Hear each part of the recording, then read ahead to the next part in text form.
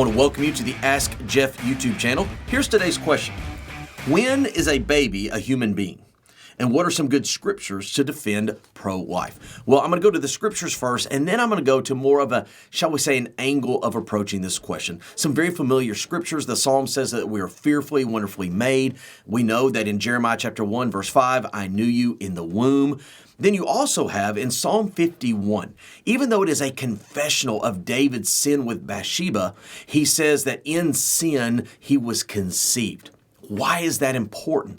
Because David is recognizing that his sinful disposition, that his propensity to rebel against God isn't something that came at adulthood or even adolescence. He's saying from the moment he was conceived. That's actually critical to this question because he's actually stating, or the Bible is stating, that humanity doesn't grow a conscience or the ability to discern good from evil upon a certain age, that is actually on conception. And I think this is where the angle comes into play. We have to ask ourselves a very critical question. Do you and I as humanity, are we a soul-infused flesh or a flesh-covered soul? Now, I would argue for the latter, because in the book of Genesis, it says that when God breathed into Adam, he became a living soul.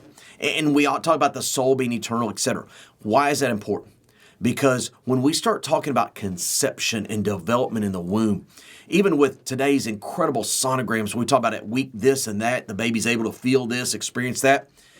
But really, we're seeing the development of the flesh of a soul that was already conceived. And so I would say, not only from the scriptures I reference, but also from the story in Genesis tied in with Psalms 51, that a human being becomes one upon conception. Great question. You have one, send it to askjeff.net. Maybe your question will be tomorrow's.